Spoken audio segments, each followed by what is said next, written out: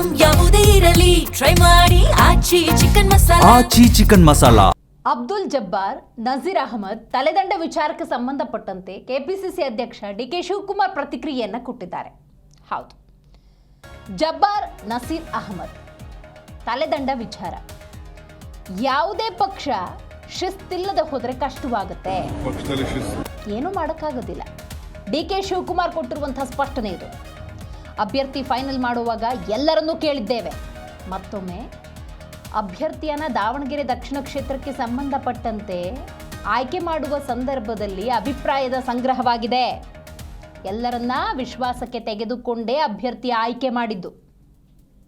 ಜಬ್ಬಾರ್ ರಾಜೀನಾಮೆ ಕೊಟ್ಟಿದ್ದಾರೆ, ಆಕ್ಸೆಪ್ಟ್ ಆಗಿದೆ. ಡಿಸಿಎಂ ಡಿಕೆ ಶಿವಕುಮಾರ್ ಕೊಟ್ಟಿರುವಂತಹ ಸ್ಟೇಟ್ಮೆಂಟ್ ಇದು.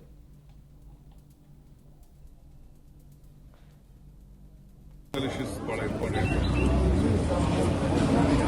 ಯಾಕೆಂದರೆ ರೆಸ್ಪಾನ್ಸಿಬಿಲಿಟಿ ಕೊಟ್ಟಿದ್ದು ಏನಾಗಿದೆಯಾ ಅಂತ ಇನ್ನೂ ಒಂದು ರಿಪೋರ್ಟ್ ಬರಬೇಕು, ವೆಯ್ಟ್ ಮಾಡ್ತಾರೆ. ಸರ್, ಜಮೀರ್ ಅವ್ರ ವಿರುದ್ಧನೂ ಏನಾದರೂ ವರದಿ ಕೊಟ್ಟಿದ್ದಾರಾ ಸರ್? ಯಾಕಂದ್ರೆ ಅವರನ್ನು ಸಿಎಂ ಕರೆದು ಮಾತನಾಡಿದ್ದಾರೆ, ಅವ್ರ ವಿರುದ್ಧನೂ ಕ್ರಮ ಆಗಬಹುದು ಅನ್ನುವಂಥ ಚರ್ಚೆಗಳು ನಡೆಸ್ತಾರೆ. ನನಗೆ ಮಾಹಿತಿ ಇಲ್ಲ, ನನಗೇನು ಮಾಹಿತಿ.